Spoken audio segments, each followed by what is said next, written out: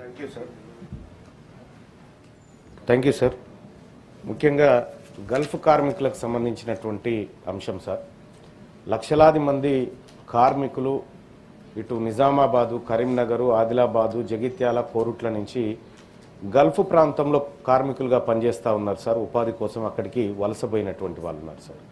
So అక్కడ Gulf కార్మికులు చేస్తున్నటువంటి క్రమంలో 2024-25 ఈ కాలంలో దాదాపు 1600 మంది గల్ఫ్ కార్మికులు చనిపోయినట్టుగా రికార్డులు చెప్తా ఉన్నాయి సార్.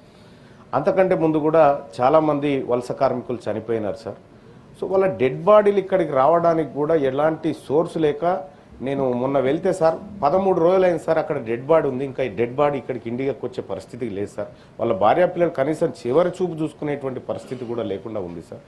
గల్ఫ్ కార్మికులకు సంబంధించినటువంటి సార్ అక్కడ పనిచేసి వాళ్ళు అంతో ఇంతో డబ్బు పంపిస్తే ఆ డబ్బును మనము మన కరెన్సీలోకి మార్చేటువంటి క్రమంలో 18% సర్వీస్ ట్యాక్స్ వసూలు చేస్తూ ఉన్నాం సార్. కేంద్ర ప్రభుత్వం, రాష్ట్ర ప్రభుత్వం కలిసి వాళ్ళు 9 రూపాయలు, వీళ్ళు 9% చొప్పున వసూలు చేస్తూ ఉన్నారు సార్. సార్ ఇక్కడ వాళ్ళు పంపేటువంటి డబ్బుకు ప్రభుత్వం దగ్గర లెక్కలు ఉన్నాయి సార్. కానీ గల్ఫ్ కార్మికులు ఎంతమంది పనిచేస్తూ ఉన్నారు గల్ఫ్లో, వాళ్ళ లెక్కలేంటి, ఎంతమంది పోతా ఉన్నారు, అసలు పోయినవాడు అక్కడ సేఫ్గా ఉన్నాడా లేడా అనేటువంటి లెక్కలు రాష్ట్ర ప్రభుత్వం దగ్గర లేవు సార్. ఇటీవల కాలంలో రాష్ట్ర ప్రభుత్వం సార్ 8.5 కోట్ల రూపాయలు చనిపోయినటువంటి గల్ఫ్ కార్మికుల కుటుంబాలకు 5 లక్షల చొప్పున సాయం చేస్తున్నట్టుగా ప్రభుత్వం చెప్పింది సార్. కొన్ని చోట్ల జగిత్యాలలో దాదాపుగా 51 మందికి చేసారు సార్, అది వాస్తవం కూడా.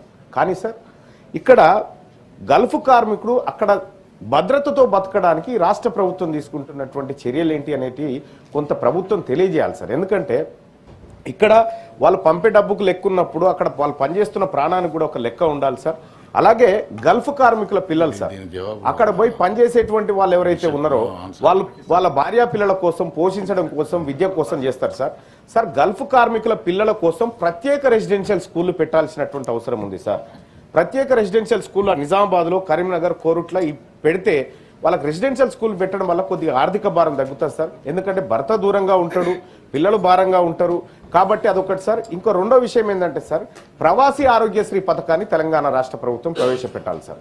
గల్ఫ్ దేశాల్లో ఉన్నటువంటి గల్ఫ్ కార్మికులు ఎవరైతే ఉన్నారో వాళ్ళతోటి ప్రైవేట్ హాస్పిటల్స్తో టైఅప్ అయి రాష్ట్ర ప్రభుత్వం అక్కడ ఉన్నటువంటి మన కార్మికులకు ఏమైనా ఇబ్బంది జరిగితే అక్కడ ప్రైవేట్ హాస్పిటల్తో అక్కడికి పోతే ఫ్రీ ట్రీట్మెంట్ జరిగే విధంగా ప్రభుత్వం చర్యలు తీసుకోవాలి సార్. అలాగే గల్ఫ్ కార్మికులను ఇంకా మోసం చేస్తూనే ఉన్నారు సార్ ఏజెంట్లు.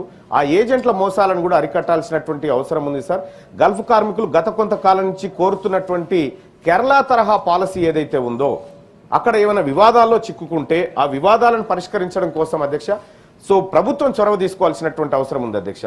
అక్కడ కేంద్ర ప్రభుత్వం కేవలం 2023-24లో గల్ఫ్లో వివిధ వివాదాల్లో చిక్కుకున్నటువంటి కార్మికులను, భారతదేశ కార్మికులను కాపాడడానికి 3 లక్షలు ఖర్చు పెట్టింది సార్ కేంద్ర ప్రభుత్వం. 3 లక్షలు సార్. అది ఒక కేసుకు కూడా సరిపోదు.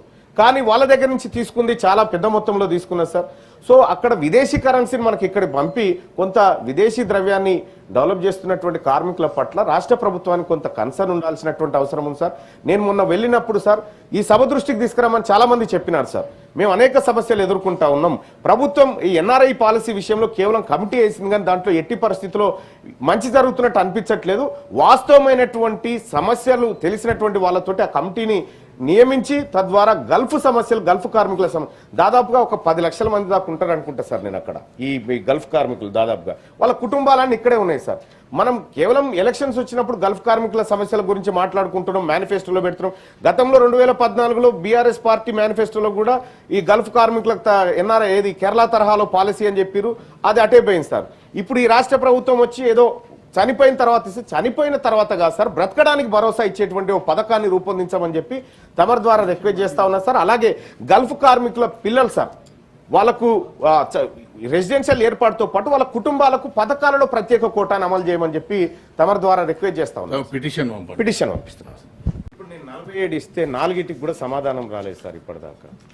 సో తమరు చొరవ తీసుకోవాలి సార్. మాకు మేము నిన్ననే ప్రిపరేటరీ మీటింగ్లో చీఫ్ సెక్రటరీ గారు నిన్న లేరు కానీ స్పెషల్ మన ఫైనాన్స్ సెక్రటరీ గారు వచ్చారు. వారికి మొత్తం unstarred questions, star questions, special mentions, petitions ఎన్నెన్ని పెండింగ్ ఉన్నాయి, వచ్చే సమావేశం లోపల యాక్షన్ టేకన్ రిపోర్టు మాకు సబ్మిట్ చేయమని నేను స్పీకర్ గారు నేను వారిని కోరడం కూడా జరిగింది.